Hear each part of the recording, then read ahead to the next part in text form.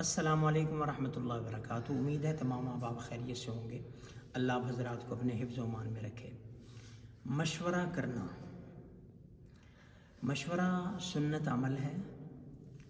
قرآن کریم کی آیات سے اور پیارے پیغمبر علیہ الصلاۃ والسلام کے فرامین سے اور آپ علیہ الصلاۃ والسلام کی عمل سے یہ ثابت ہے۔ ایڈوائس یا ٹو کنسلٹ، یہ مشورے کے لیے کسی کو مشورہ دینا یا کسی سے مشورہ کرنا، یہ سنت عمل ہے۔ اور قرآن کریم میں باقاعدہ سورہ شورا ہے، شورا کا معنی مشورہ، اور اللہ رب العزت نے آپ علیہ الصلاۃ والسلام کو بھی حکم دیا کہ وشاورہم فی الامر، کہ آپ صحابہ کرام سے مشورہ فرما لیا کریں۔ اور اسی طرح قرآن کریم نے ایمان والوں کی صفات کا ذکر فرمایا، والذین استجابوا لربہم واقاموا الصلاۃ وامرہم شوری بینہم، کہ ان کے معاملات باہمی مشاورت کے ساتھ ہوتے ہیں۔ اسی طرح حدیث پاک میں ہے کہ ما ندم من استشارہ، کہ جو مشورہ کر لیتا ہے وہ پشیمان نہیں ہوتا، بعد میں پچھتاوا اسے نہیں ہوتا۔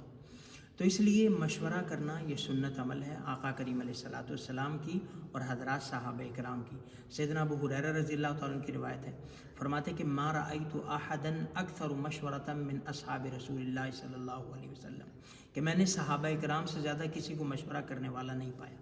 تو بہت زیادہ مشاورت آپ علیہ السلام کرتے تھے، کیونکہ انہوں نے آپ علیہ السلام کو دیکھا تھا۔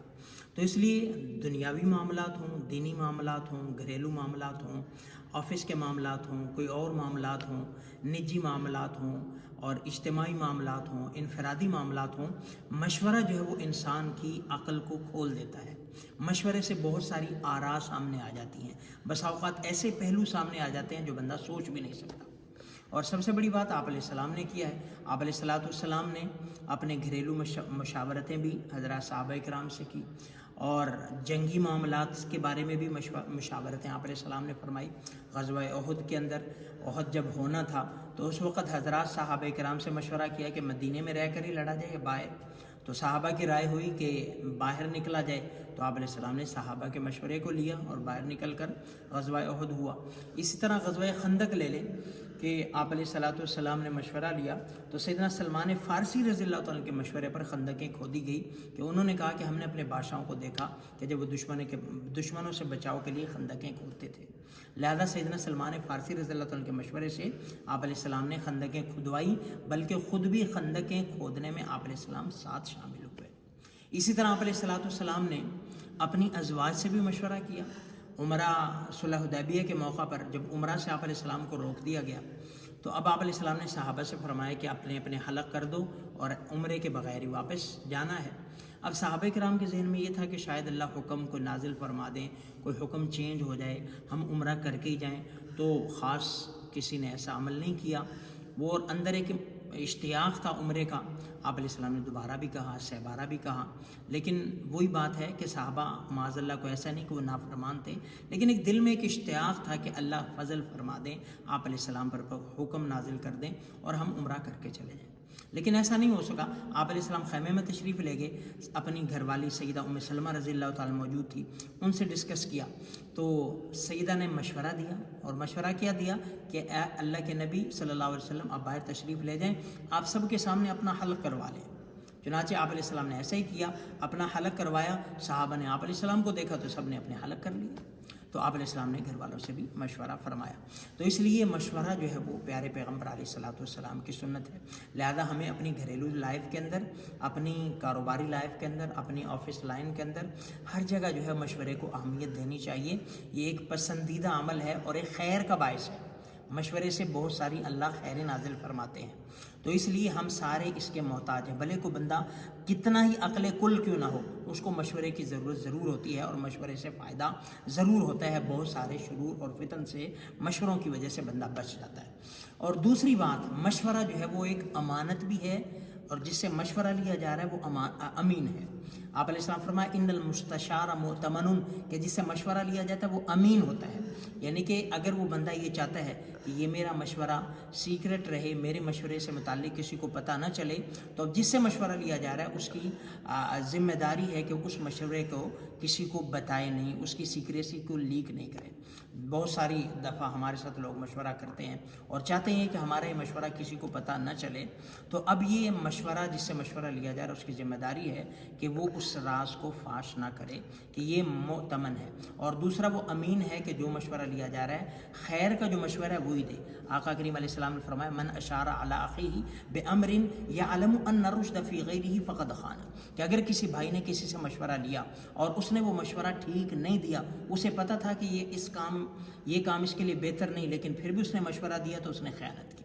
مثال کے طور پر بندہ ڈاکٹر کے پاس جاتا ہے، اگر ڈاکٹر کو پتہ ہے کہ مریض کے لیے یہ میڈیسن سوٹیبل نہیں ہے یا یہ اس کے لیے نہیں ہے، اس کے باوجود وہ کسی لالچ میں آ کے وہ لکھ دیتا ہے تو وہ خائن ہے۔ اسی طرح کوئی بھی کسی سے کنسلٹ کرتا ہے، اگر وہ صحیح مشورہ نہیں دیتا وہ خائن ہوگا، بھلے وکیل ہو، بھلے ڈاکٹر ہو، بھلے فیلڈ میں۔ اسی طرح جو آفیسز کے اندر بوس ہوتے ہیں، بس اوقات ان کے جو لیفٹ رائٹ ہوتے ہیں، لیفٹ ہینڈ رائٹ ہینڈ ہوتے ہیں، وہ بوس ان سے مشورہ کرتے ہیں، لیکن بس اوقات وہ اپنے مفاد کو مد نظر رکھتے ہوئے مشورہ دیتے ہیں، کسی کی ٹانگی کھینچتے ہیں، کسی کے ساتھ زیادتی کرتے ہیں، تو یہ بھی خیانت ہے، یہ ظلم ہے۔ اور شیخ سعدی رحمۃ اللہ علیہ نے ایک حکایت نقل کی ہے، اس میں ایک شعر نقل کیا ہے کہ ہر کے او گویت شاہاں کنت حیف باشد کے جز نہ کو گویت، اگر کسی بندے کی اتنی اپروچ ہے کہ جیسا وہ کہتا ہے بادشاہ وہی کر لیتا ہے، تو اب زیادتی ہوگی اگر وہ سچ کے علاوہ کوئی اور بادشاہ کو مشورہ دے۔ ایک بندہ آپ کو پتہ ہے جو وہ کہتے ہیں آپ مشورہ دیتے ہیں وہ مان لیتا ہے، تو اب کسی کے ساتھ خیانت والا برا مشورہ اس کو جو دے گا وہ خائن اور گناہ گار ہوگا۔ تو اس لیے مشورہ کرنا، اور بلکہ ایک روایت کے اندر تو ہے، آپ علیہ السلام فرمایا اذا کان امراؤکم سمحاؤکم و اغنیاؤکم، اذا کان امراؤکم خیارکم و اغنیاؤکم سمحاؤکم و امورکم شورا بینکم فظہر الارض خیر لکم من بطنہا، کہ جب تمہارے حکمران جو ہیں وہ نیک لوگ ہوں، تمہارے مالدار لوگ سخی ہوں، اور تمہارے معاملات مشورے سے ہوں، تو تمہارا زمین پر چلنا خیر ہے زمین کے نیچے جانے سے۔ اور دوسرا فرمایا اذا کان امراؤکم شرارکم و اغنیاؤکم بخلاؤکم و امورکم الی نسائکم فبطن الارض خیر لکم من ظاہرہا، اور اگر تمہارے حکمران بدترین لوگ ہوں، تمہارے امیر لوگ بخیل ہوں، اور تمہارے مشورے عورتوں کے تابع ہوں، تو پھر تمہارا زمین میں گڑ جانا، دفن ہو جانا اوپر چلنے سے بہتر ہے۔ تو اس لیے یہ معاملات جو ہیں وہ